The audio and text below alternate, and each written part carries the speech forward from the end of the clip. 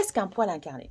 Vous devez savoir une chose, c'est que le poil incarné est souvent visible par transparence sous l'épiderme.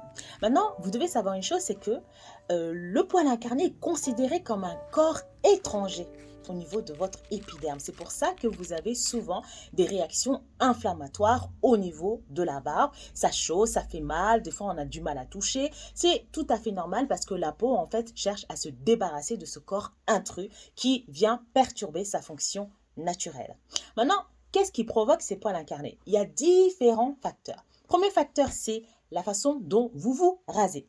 Beaucoup d'hommes ont l'habitude de se raser comme ça, dans tous les sens. En fait, non, vous devez vous raser au sens du poil.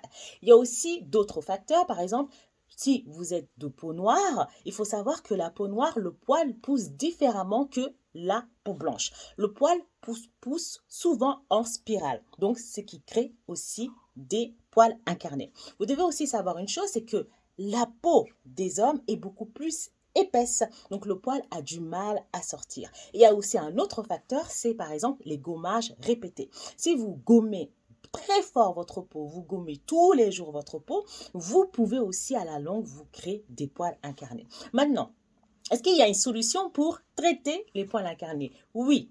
La première solution, c'est d'avoir dans votre routine des exfoliants. Surtout un tonique exfoliant enzymatique qui est là.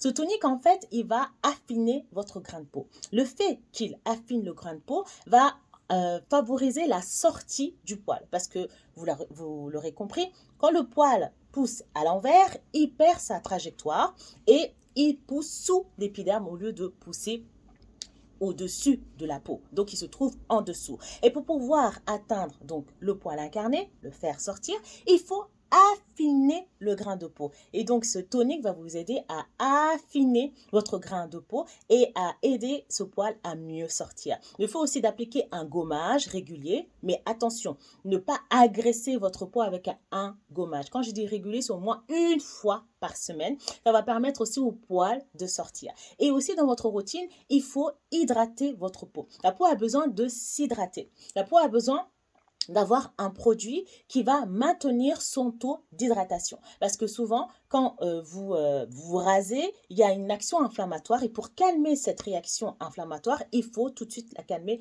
avec une crème hydratante. Donc, beaucoup d'hommes se mettent des produits alcoolisés. Ça fait très très mal. Ça dépend des dosages. Donc, il y a des produits alcoolisés que je ne recommande pas trop parce que si vous avez la peau noire et que vous sortez avec le soleil, c'est photosensibilisant. Donc, ça peut créer des taches pigmentaires. Donc, je vais refaire une autre vidéo. Je vais vous montrer une routine assez simple pour calmer l'action inflammatoire, pour traiter les taches post-inflammation, parce que souvent après donc le poil incarné, si vous êtes de peau noire mat et métissée, vous pouvez avoir des taches au niveau de la peau. Donc du coup, je vais vous proposer une routine assez simple.